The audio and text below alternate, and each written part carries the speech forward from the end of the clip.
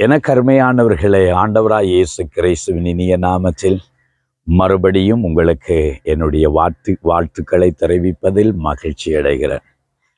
கர்த்தரை தன் நம்பிக்கையாய் கொண்டிருக்கிற மனுஷன் பாக்கியவன்.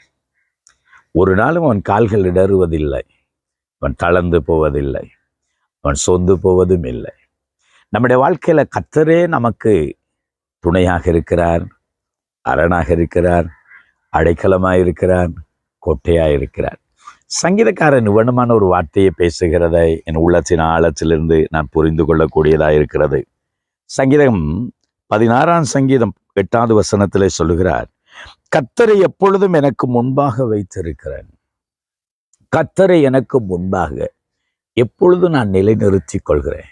என் வாழ்க்கையில எதை எடுத்துக்கொண்டாலும் கர்த்தர் தான் இல்லை, எனக்கு முன்பாக அவரை நான் நிறுத்தி இருக்கிறேன். அதனால தான் அவன் சொல்லுகிறார் அடுத்த பகுதியில, அவர் என் வலது பாரிசத்தில் இருக்கிறபடியினால் நான் அசைக்கப்படுவதில்லை என்று சொல்லுகிறார். ஆம், எனக்கு அருமையானவர்களே, நாம் அசைக்கப்படுவதில்லை என்றால் நாம் தளர்ந்து கூட போவதில்லை தானே, நாம் சோர்ந்து கூட போவதில்லை தானே. கர்த்தரை எப்பொழுதும் எனக்கு முன்பாக நான் நிறுத்துகிறேன்.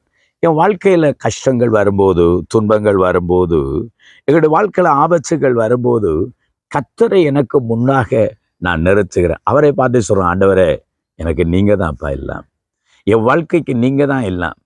ஆண்டவரே, என் தேவையை சந்திக்கிறவன் நீங்க தான், என் பிரச்சனையை மாற்றுகிறவன் நீங்க தான், என் கஷ்டத்திலிருந்து என்னை விடுதலையாக்குறவன் நீங்க தான், என் நோயிலிருந்து என்னை விடுதலையாக்குறவன் நீங்க தான்.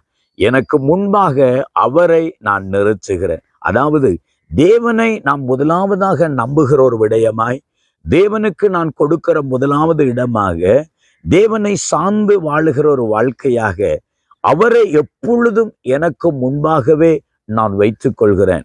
என் வாழ்க்கையில தேவனை நான் ஒரு நாளும் தள்ளிவிட்டு, இல்லாவிட்டால் தேவன் இல்லாமல் என்னால் வாழ முடியாது என்பதை அவர் அறிந்திருக்கிறார். ஒரு நாள் இப்படி ஒருவர் சொன்னார், சில வேளைகளில் ஒருவர் ஒரு கார் ஒன்று அங்கே ஓட்டிக்கொண்டிருக்கிறார். அதில் அவர் தான் அந்த டிரைவர் சீட்ல இருந்து அவரே டிரைவிங் பண்ணி கொண்டிருக்கிறார். இப்பொழுது திடீரென்று ஒரு ஆபத்து வரும்போது, இயேசுவே வாங்க என்று கூப்பிட்டு அந்த டிரைவர் சீட்ல இருத்தாட்டுகிறதை ஒருவர் இப்படி சொல்லுகிறார். ஆனால் அதுக்கு முன்பாகவே என் டிரைவர் சீட்ல ஆண்டவருக்கே இடம் கொடுத்து, ஆண்டவரே நீங்க தான் இருக்கணும், நீங்க தான் இந்த காரை செலுத்தணும், எனக்கு முன்னாக செல்லணும் என்று ஆண்டவருக்கு முதலிடம் கொடுத்து விட்டாள். அவரே நான் போக வேண்டிய இடத்திலே என்னை கொண்டு போய் பத்திரமா சேர்ப்பார் என்று ஒருவர் சொன்னத கதையை நான் கேட்டேன். நாம் அருமையானவர்களே, நம்முடைய வாழ்க்கையில எப்பொழுதும் ஆண்டவருக்கு ஒரு முக்கியத்துவத்தை கொடுக்க, முதலிடத்தை கொடுக்க நாம் பழகிக்கொள்ள வேண்டும். சில வேளையிலே எனக்கு அறிவு இருக்கின்றான், ஆற்றல் இருக்கின்றான், பலன் இருக்கின்றான், ஆனால் அதையே நாம் நம்பி வாழ்ந்தோம்னால் நம்ம தோல்வி அடைந்து விடுவோம். நம்முடைய ஆற்றல்களுக்கு, அறிவுகளுக்கு, பலத்துக்கு அப்பால ஆண்டவர் இருக்கிறார் என்பதை புரிந்து கொள்ள வேண்டும். ஆகவே எங்களுடைய வாழ்க்கையில எப்பொழுதும் ஆண்டவரை எங்கள் கண் முன்பாக நிறுத்துவோம். அப்பொழுது நாம் அசைக்கப்படுவதே இல்லை. ஒரு நாளும் நாம் அசைக்கப்படுவதே இல்லை. ஒரு நாளும் நாம் கைவிடப்படுவதே இல்லை. ஒரு நாளும் வெட்கப்பட்டு போவதே இல்லை. இன்னைக்கு யாரை உங்களுக்கு முன்னாக நிறுத்துகிறீர்கள்? யாரை நம்பி நீங்கள் வாழ்ந்து கொண்டிருக்கிறீர்கள்? உங்கள் வாழ்க்கையில மனதில் இருக்கிற முதலிடம் என்ன? நீங்கள் எதை குறித்து அதிகமாக சிந்திக்கிறீர்கள்? ஆண்டவரை நம்புங்கள். ஒரு நாளும் நீங்கள் அசைக்கப்பட்டு போவதில்லை. மனுஷர்களை நம்பி ஏமாற்றப்படலாம், மனித வார்த்தைகளை நம்பி நீங்கள் தோல்வியுற்றிருக்கலாம், உங்களையே நம்பி நீங்கள் சில வேளைகளில் தோல்வியை சந்தித்திருக்கலாம். ஆனால் ஆண்டவரை நம்பி அவருக்கு முதலிடம் கொடுத்து பாருங்கள். ஆண்டவர் உங்களை ஆசீர்வதித்து உங்களை நடத்தி செல்ல வல்லவராயிருக்கிறார். ஜெபம் பண்ணுவோமா? எங்களை நேசிக்கிற எங்கள் தகப்பனே, எப்பொழுதும் எங்களுக்கு முன்னாக நீங்களே இருக்கிறீங்க. எங்கள் வாழ்க்கைக்கு முன்பாக நீங்களே கடந்து போகிறவர்.